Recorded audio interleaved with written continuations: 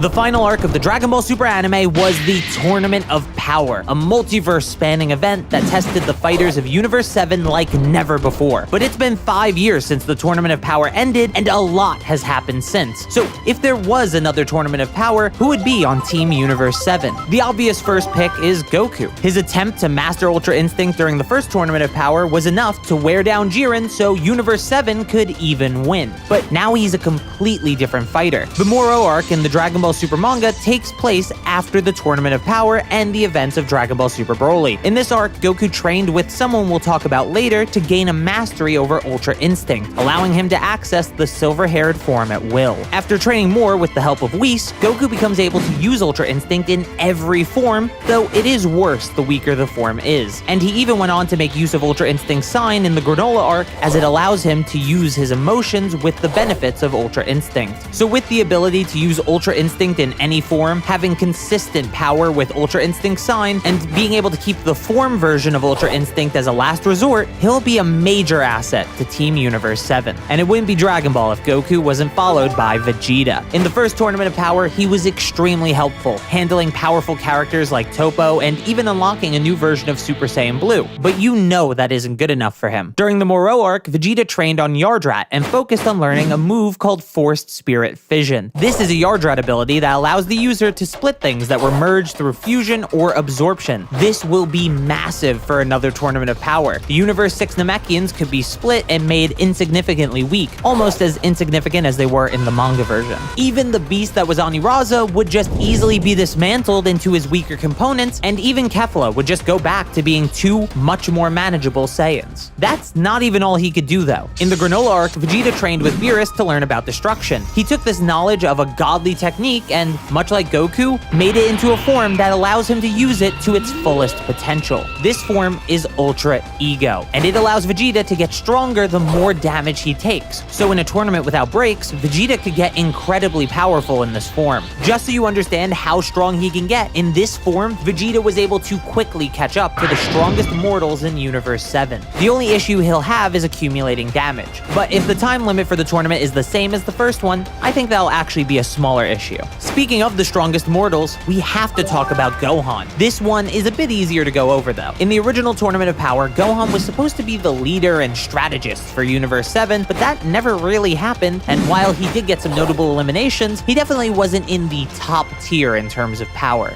Now, with Dragon Ball Super Superhero, Gohan has awakened a new form called Beast, which is seemingly an evolution of his ultimate form. With this power, he's able to battle Cell Max, who is around the power of Broly, though Cell Max is a little bit weaker according to Toriyama. We don't know what the ceiling for Beast Gohan's power is, but at the very least, he's in Universe 7's top tier now, and he may even be the strongest mortal in Universe 7 currently. I have a whole other video talking about the potentially strange power scaling there though. Next, we can't talk about Dragon Ball Super Superhero without mentioning Piccolo, who definitely has a spot on this team. In the first Tournament of Power, Piccolo had a very cool battle against the Universe 6 Namekians, and that's basically it. And while he may have had one of the most disrespectful eliminations in the whole tournament, I think he can easily redeem himself in the next one. As most of you know, the Gammas were considered to be vaguely around the power of Goku and Vegeta, and Orange Piccolo absolutely dominates them with ease. Even against Cell Max, while Piccolo is clearly outmatched, he holds his own fairly well, landing some good punches and even being able to somewhat hold him down. This power should definitely allow Piccolo to get some spotlight in the next Tournament of Power and stop him from being eliminated in the dumbest way possible. Of course, we do have another character from Superhero to talk about, Gamma 1. While Gamma 2 died in a heroic attempt to destroy Cell Max, Gamma 1 is still alive and works for Capsule Corp alongside Dr. Hedo. As I said in the Piccolo section, the Gammas were near the level of Goku and Vegeta, so having one of them on their side is a huge asset. The Gammas can also do a final Gambit attack by using up their battery, so maybe a lower scale version of this attack could help to weaken or even eliminate stronger opponents like Gamma 2 did to Cell Max. This is also ignoring the idea that Gamma 1 could just be upgraded by the time another tournament comes around, since he's fully artificial, unlike Android 17 and 18. Then there's one more character that appears in Superhero, who also had his own movie, Broly. The strongest Saiyan, at the time at least, will be a great asset for Universe 7 so long as he can control his power. When he first appeared, Broly was such a threat that he made Super Saiyan Blue Goku and Vegeta flee to learn the fusion dance. While it's implied Goku and Vegeta surpassed Broly by the time of the Granola arc, we know that he's at least starting to train with Goku by the time of Dragon Ball Super Superhero, even if it's not a lot of training. Broly's potential is massive, and as we've seen from characters like Gohan, a person's potential for growth can help close any gaps in power. Speaking of potential, a character with some of the highest potential in the series is without a doubt Frieza. As we know, Frieza went from a threat far below even the androids to someone that rivaled Super Saiyan Blue Goku and Vegeta in only a few months. Then, with only image training while dead, he didn't let Goku and Vegeta get too far ahead of him in terms of power. This led to him being a major part of the thematic victory Universe 7 took in the first Tournament of Power. After that, he was revived, but he didn't change his evil ways. Skip forward a bit to the Granola arc, where Goku and Vegeta are in contention for the title of strongest in the universe, only for Frieza to come out of nowhere and reveal he's trained for 10 years in a time chamber he found on a world he conquered somewhere. This training, alongside his already massive potential,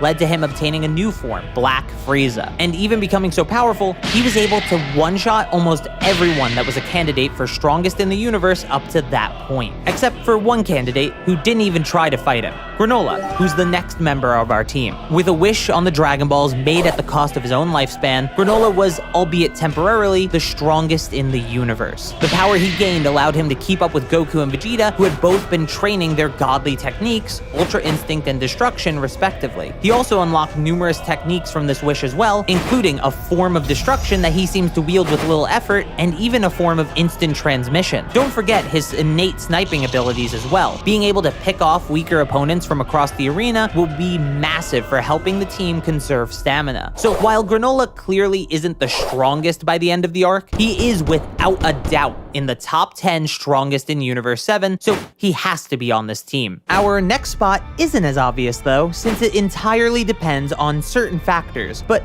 I'd say Meris is a great option. At the end of the Moro arc, the angel that helped Goku master Ultra Instinct ceases to exist because he broke the angel law of being impartial and never fighting outside of training. However, the Grand Priest granted him a mercy by simply stripping him of his angel powers and immortality. Effectively, Meris is just a regular Universe 7 mortal now. Now I have to be honest, the Grand Priest may not allow Meris to enter, but if he does, mortal Meris should still be incredibly useful to Team Universe 7. After all, it's without using angel powers that Meris impresses Goku and Vegeta, even speed blitzing both of them at the start of the arc, and he even pushes Goku to use Super Saiyan God in a sparring match that never gets to finish. While I assume Meris' natural ability to use Ultra Instinct is gone, I could definitely see him using the technique in short bursts, similarly to how Master Roshi did in the manga's version of the Tournament of Power. Overall though, if Meris is allowed to enter, I think that makes him the best choice for this spot. And that brings us to our last spot left, and it's the hardest one to fill in my opinion. An obvious choice would be the winner of the first Tournament of Power, Android 17. We already know that he has insane potential for growth, but his interest in competing, and more importantly training, is seemingly extremely low. While I think he could close the gap in power, would he actually want to? It's hard to be sure how Android 17 would perform when measured next to these extremely powerful characters we've been discussing, especially considering he lacks motivation. In a similar camp, we have Android 18, but she's even weaker and has less incentive to participate. Both 17 and 18 come off as pretty cold in Dragon Ball Super, and I think that's supposed to reflect them having lost some of their humanity when Gero kidnapped and altered them. But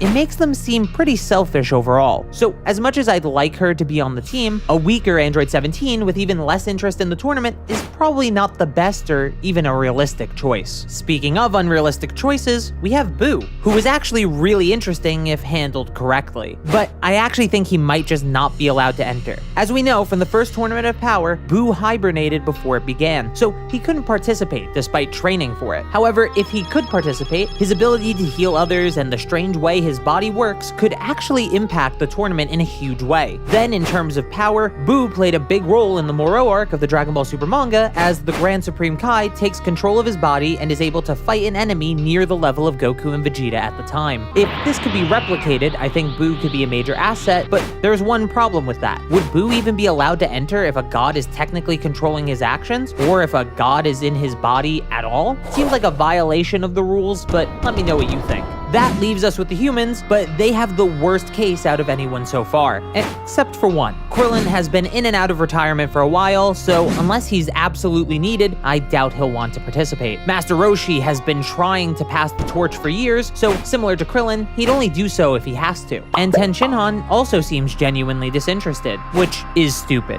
He gets treated like dirt for absolutely no reason, but it's probably a direction that won't change anytime soon. All three of them performed alright in the first Tournament of Power, but nothing too notable to make them a necessary addition to the roster or anything. If only there was some other human representation for this team. Well, there actually is. Depending on when the Tournament of Power happens, Oob could easily be the final addition to the team. As we see at the end of Z, base Goku and everyone spectating think Oob is extremely impressive, even hurting an on-guard Goku. Remember, this is an even stronger Goku than the Granola arc, so these are actually impressive feats even if Goku's just in base. As most of you know, Oob is the reincarnation of Kid Buu, but with a pure heart. And that isn't even the only reason his power is so impressive. At the end of the Moro arc, Goku's energy is being drained and it seems like the Earth is doomed. But then a massive amount of god power that even shocks Vegeta is sent over from Oob. You see, the Grand Lord of Lords himself was inside of Good Buu, but his god power was left inside of Kid Buu and then transferred to Oob when he reincarnated. So he has tremendous potential. Of course, the tournament would have to be after he trains with Goku for some time, and we'd have to find a way to extend Granola's extremely limited lifespan for this to work. But I think there's no better final team member for Universe 7 than